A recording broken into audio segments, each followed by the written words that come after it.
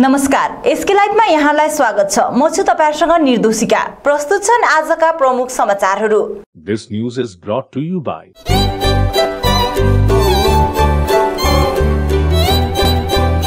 हम किसी भी प्रकार की रियल एस्टेट सेवाओं के लिए उपलब्ध हैं। संपर्क करें न्यूज रियल्टर। के तपाईले सिलिगुडीमा घर लिने सोचिरहनु भएको छ? मनकामना 7।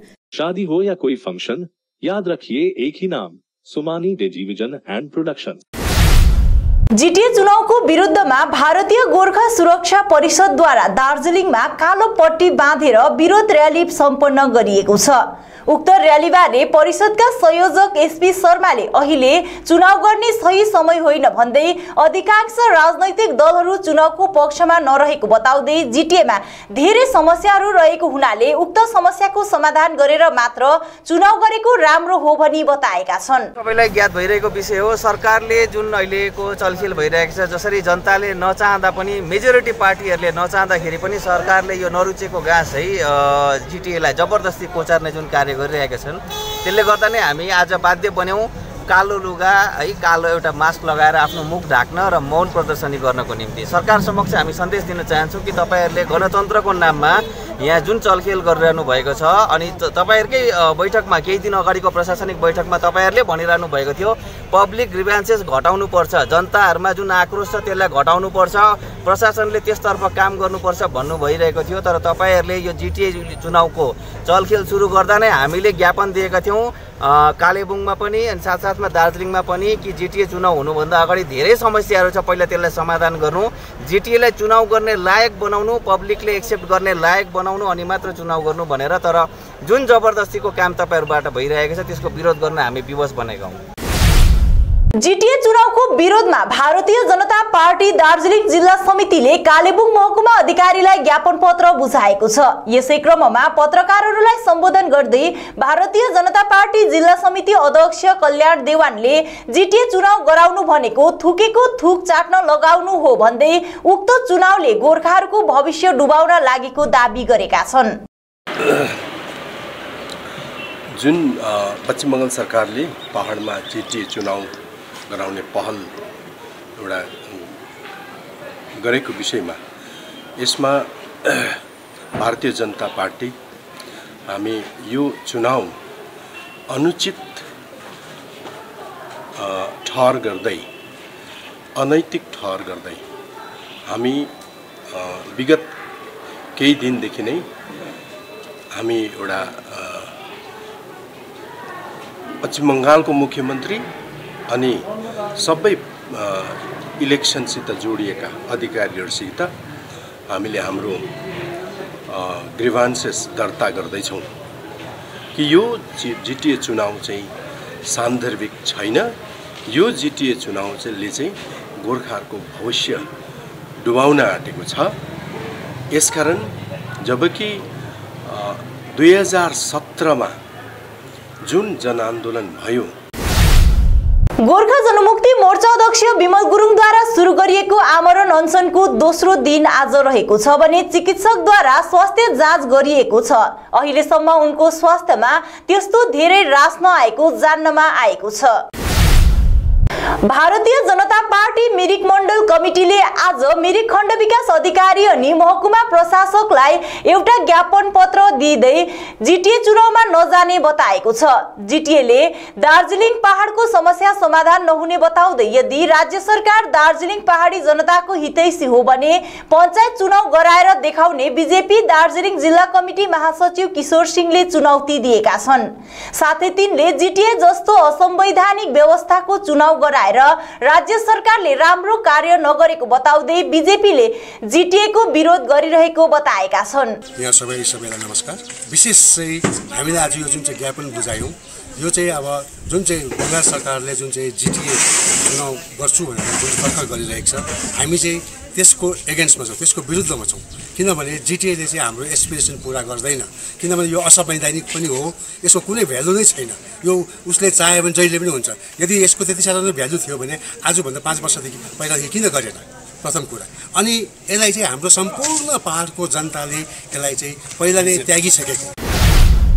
आज सिक्किमको गान्तोक स्थित मनन केन्द्रमा आयोजित 2 दिवसीय राष्ट्रिय सम्मेलनमा agri startup prospects challenges techniques and strategies 2022 को उद्घाटन गरियो। प्रमुख अतिथिको रूपमा उपस्थित कृषि पशुपालन तथा चिकित्सा सेवा मन्त्री लोकनाथ शर्माले सम्मेलनको उद्घाटन गरेका छन्। जीटीए चुनावको विरोधमा आज भारतीय जनता पार्टी दार्जिलिङ जिल्ला कमिटी र खरसाङ मण्डलको प्रतिनिधिहरूद्वारा खरसाङको खण्ड विकास अधिकारीलाई ज्ञापन दिइएको छ। भाजपा दार्जिलिङ जिल्ला कमिटीका महासचिव तुलसी प्रधान र खरसाङ मण्डलका सभापति मदन जोशीको नेतृत्वमा जीटीए चुनाव नगराउने तथा जीटीए को विरोध गर्दै खरसाङको खण्ड विकास अधिकारी लक्ष्मण विश्वासलाई ज्ञापन पत्र चढाइएको हो। प्रेसिडेन्ट सुकना तीनधारे युथ प्रेसिडेन्ट र साथै हाम्रो सुकना तीनधारे मण्डल उमेश प्रधान र हामी सबै यो सुकना तीनधारेबाट पनि जीटीए को घोर विरोध टक्राउँछौँ। हामी जीटीए लाई हामी चाहिएन हैन, जीटीए लाई हामी कुनै पनि हाम्रो समस्याको समाधान गर्न सक्दैन। यो जीटीए एउटा कमाइ खाने भाडा मात्रै हो र हामी यो जीटीए लाई चाहिँ हामी घोर विरोध टक्राउन चाहन्छु सुकना तीनधारेबाट पनि।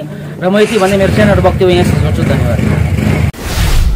जीटीए चुनावलाई लिएर आज मिरिक महकुमा शासक कार्यालयमा सर्वदलीय बैठक सम्पन्न भयो। 4 वटा राजनैतिक दलले भाग लिएको उक्त बैठकमा महकुमा शासक सुदीप्त देवनाथले सबै राजनैतिक दलहरूलाई चुनावको प्रक्रिया, आचार संहिता, नामाङ्कन, शान्ति श्रृङ्खला आदि बारे विशेष रूपमा जागरुक गराएका छन्। यसै क्रममा हिल टीएमसी मिरिकका युवा नेता शोभन घिसिङले टीएमसी पार्टी चुनावको निम्ति तयार रहेको बताएका छन् भने भारतीय गोर्खा प्रजातान्त्रिक मोर्चा मिरिक महकुमा समिति अध्यक्ष समीर राईले पनि जीटीए चुनावको निम्ति पार्टी तयार रहेको र पहाडको समस्या समाधान गर्नको निम्ति चुनाव अनिवार्य रहेको बताएका छन्। जसमा भारतीय जनता पार्टीले भने चुनावको विरोध गर्दै जीटीएले दार्जिलिङ पहाडको दीर्घकालीन समस्याको समाधान नहुने ठोकुवा गरेका छन्। घुम जोरबंगलो महाविद्यालयमा आज शान्ति र्याली आयोजना गरियो। विगत 2004 मा स्थापित उक्त महाविद्यालयले अझैसम्म सरकारी मान्यता प्राप्त नहुँदा प्राध्यापक प्राध्यापिका विद्यार्थीवर्ग तथा महाविद्यालय प्रशासन आन्दोलनमा उत्रिएका छन्। जसमा एकाधिक राजनैतिक र गैर राजनैतिक संगठनबाट आन्दोलनलाई समर्थन जनाइएको छ।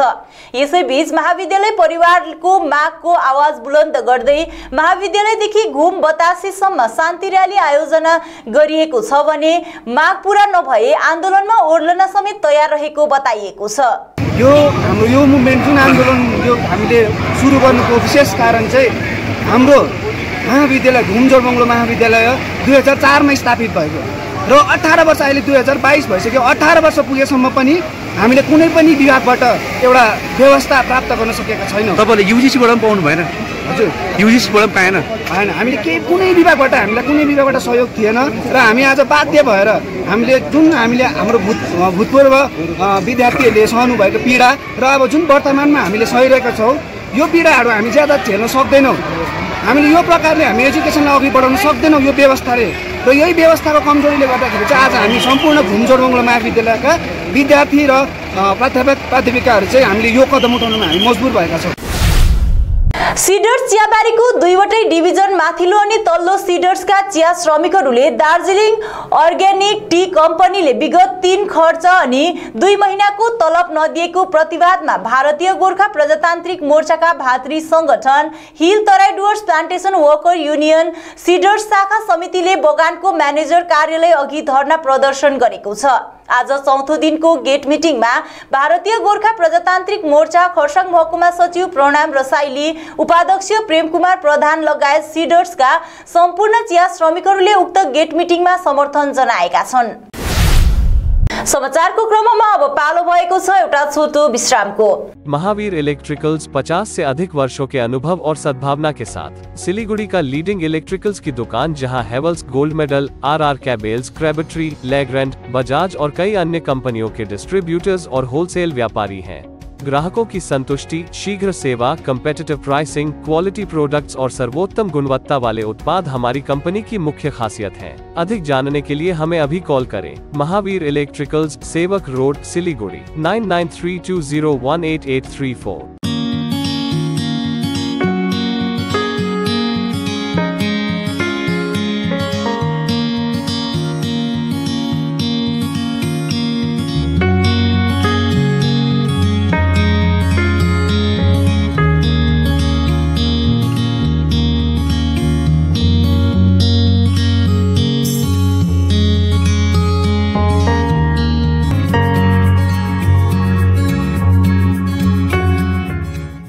तपाईले सिलिगुडीमा घर लिने सोचिरहनु भएको छ?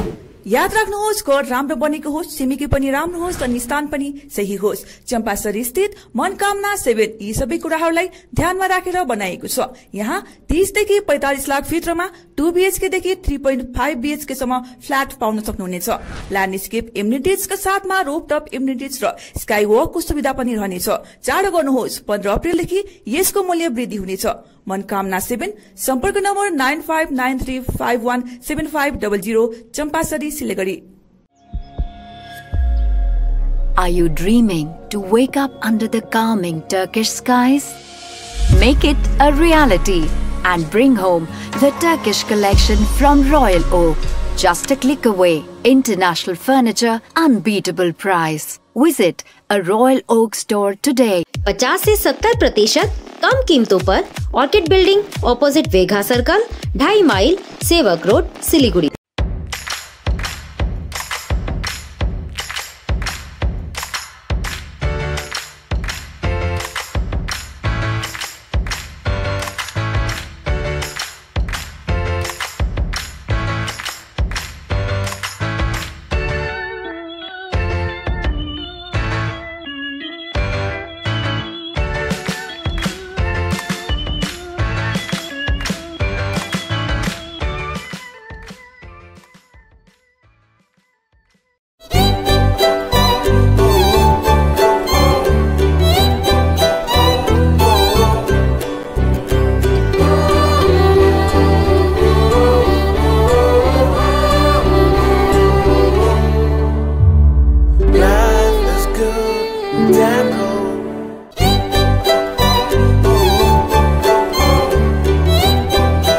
विश्रामपछि यहाँलाई पुनः स्वागत छ। Darjeeling organic tea estate private limited अधीनस्थ मगरजुङ चियाबारीमा मालिकवर्गको दबाव विरुद्ध आज तेस्रो दिनको गेट सभा सम्पन्न गरिएको छ। विगत लामो समयदेखि श्रमिक अनि कर्मचारीहरूलाई खर्च, मासिक वेतन, सहुलियत, ग्रेजुटी लगायत अवकाश प्रति सम्म प्राप्त नभएकोमा मालिकवर्ग विरुद्ध गत 24 देखि गेट सभा सुरु गरिएको थियो। चियाबारीका सम्पूर्ण श्रमिक वर्ग अनि कर्मचारीहरूले आफ्नो काममा निरन्तरता दिने तर स्थायी समाधान नभएसम्म कारखानामा तयार गरिएको चियापत्ती बिक्रीको निम्ति बाहिर नपठाउने निर्णय लिएको बताइएको छ। हालैमा नेपाल ब्यान्ड प्रतियोगितामा विजय हासिल गर्न सफल भएको मिरिक फ्रोजन ब्यान्डका बेस गिटारिस्ट दीप तामाङ साथै तिनका साथीहरूलाई बहादुर गाउँ सार्वजनिक भवनमा बहादुर गाउँका सम्पूर्ण बासिन्दाहरूले भव्य स्वागत जनाएका छन्।